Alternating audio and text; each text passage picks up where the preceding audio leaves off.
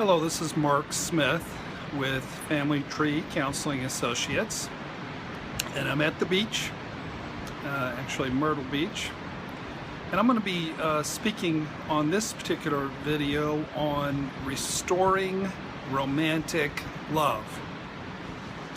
Almost everybody who comes into our office, that's what they're shopping for, that's what they're looking for.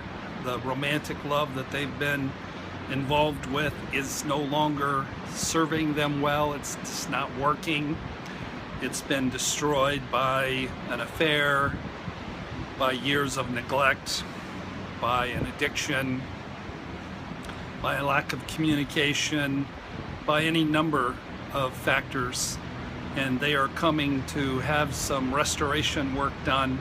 When they arrive, we teach them that was nice that they came for that, but that in fact it's not the best reason to come, because we really can't restore romantic love until we get both parties in recovery for their own family of origin issues that have been unresolved from childhood.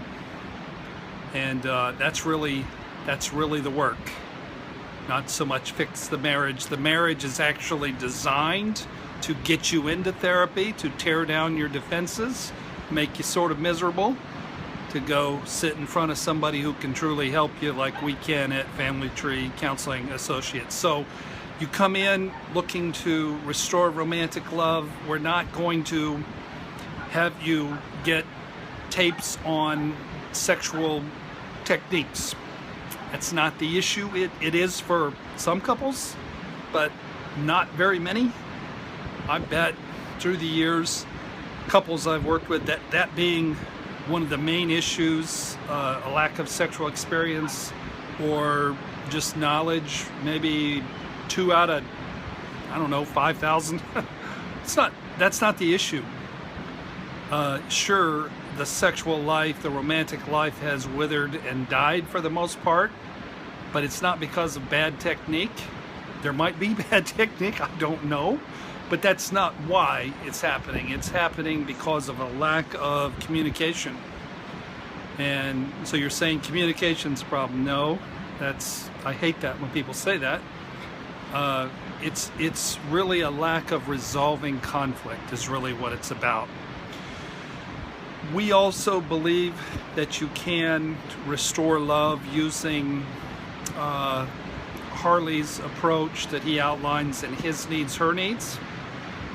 That you can make deposits in people's emotional bank account, and that can create love. However, if you just use that approach and you don't heal your family of origin issues, and you don't know how to talk on a deep level, and you don't resolve conflicts, that isn't going to work. It's gonna get you halfway up the hill pushing the boulder, and then you won't make it. So restoring romantic love is about deep talks. The world is three-dimensional, but there's a fourth dimension of emotional depth, of resolving long, unresolved conflicts that fester. They're like invisible bricks in a wall that keep you from connecting to your partner. And if you learn how to dismantle that wall and resolve conflict, what you're going to have is lots of warm fuzzies going on, and deep apologies and some pretty hot makeup sex. So we all want that kind of connection. So coming to therapy, in the long haul, it's really not like going to the dentist. Maybe for the feedback session, you're coming and you are having a skilled surgeon slice and dice you and cut you open and teach you some things. So maybe that's like going to the dentist, but overall, this process of recovery is more like you go into the gym and you have a trainer, and the trainer says, you know, let me show you how to do this, and I'll model it for you, but then you got to do it.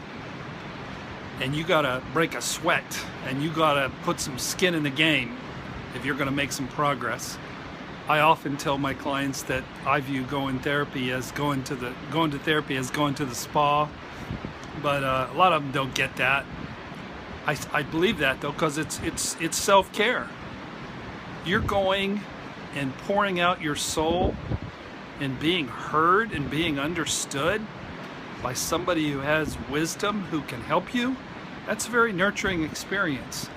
But a lot of folks still are caught up on that drill that I used the first couple sessions, or the jackhammer that I pulled out. They're still focused on that part. But so here's the thing. Restoring romantic love, you need to have a ruthless willingness.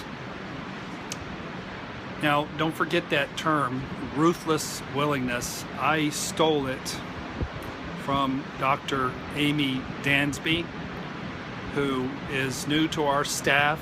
She moved here from a practice in Taos, New Mexico, and I think she's brilliant. I think she's really talented, and I do have permission to steal her material.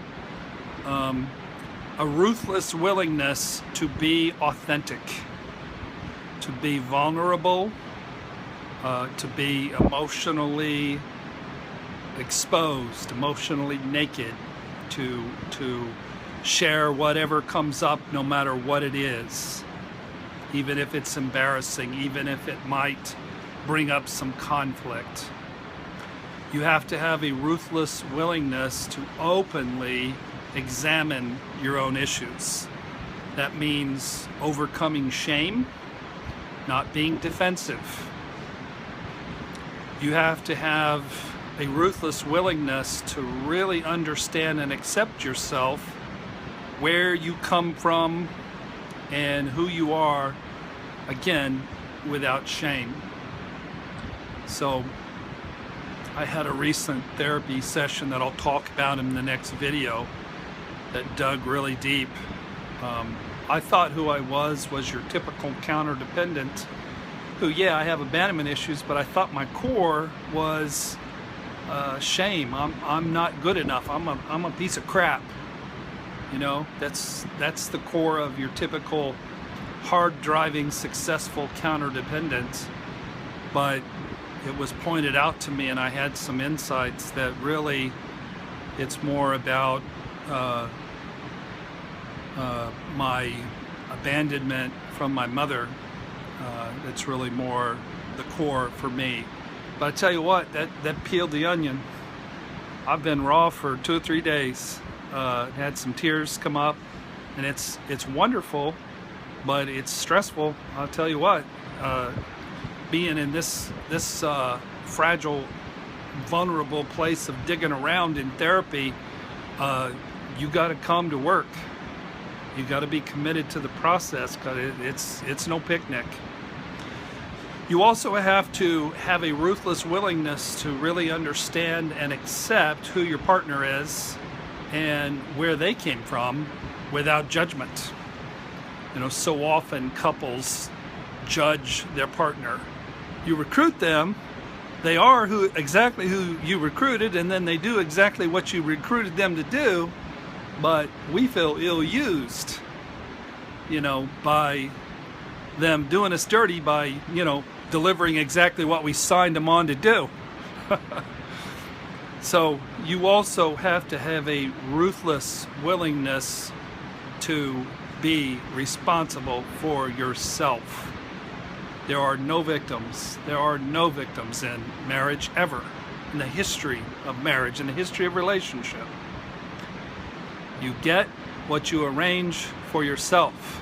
Your life is what you've built for yourself. There'll be no whining. There'll be no triangling. There'll be no venting. There'll be no judging.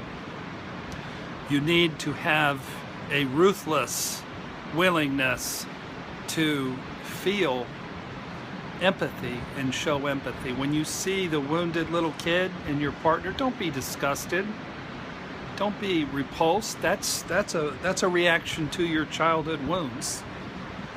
I hope you get to the place where you can see that wounded little kid and it melts your heart, and you reach over and you wipe their tear away and you snuggle up close to them. I had a session a couple of weeks ago, a fella who isn't really in touch with his emotion, and I was doing his feedback and cut him open pretty good, and at the end of the session he was a little boy, and he just snuggled his head into his wife's arm. It was beautiful. It was lovely, and she was loving on her little boy and her husband, and that's what it's all about. If you can learn how to do that, you won't be throwing rocks. You'll get to the core of a person, and you'll see that they're good, and y'all are just therapy buddies. So that's what you need to have. You need to have that kind of ruthless willingness. We call that recovery. And there's 5 qualities. You guys probably have heard me go over this, but it's worth going over again. You do have to be highly motivated. You do have to be teachable. If you come in with your vision of the world and it's rigid and unyielding, you're not going to get much work done, because recovery will snap your neck around. I mean, just 3 days ago, I've been doing this since 1985, and I learned something that snapped my neck around at age 55. So it's fun. It's an adventure. The third thing is you're gonna have to go through a lot of pain and embrace your pain instead of medicating it and running from it. The fourth thing is trusting us, trusting your therapist, trusting this process. And then the fifth thing is follow through. Watch these videos. Download my book, buy my book, read it. I'm all for it. It'll help you a lot, and it'll make me a little money on the side, which is cool. Honestly, I want you to get help, and I want you to learn things. And those books on abandonment and shame and affair recovery and marital issues and counterdependency, they will change your life. So thank you for watching the video today. I do want to tell you more about Dr. Amy Dansby. Her fee is only $115, and she is worth that and a lot more. She jokingly has been saying she's going to raise hers to $176, just $1 over mine. She's very talented, and I highly recommend her. She's teaching me things, and she's in very intensive training with me, where she basically sits in on all of my sessions, and she wants to do it exactly the way I do it, except take her, Tyler, Texas, Taos to Mexico, from a woman's perspective, PhD, angle to it. And she had a session the other day that just was, amazing, because she blended the two. So highly recommend her. Download the books, visit our website, familytreecounseling.com. And if you haven't joined our YouTube channel, Family Tree Counseling on YouTube, then do that, and you'll get all our videos fresh off the press as they come. So thanks for watching. God bless.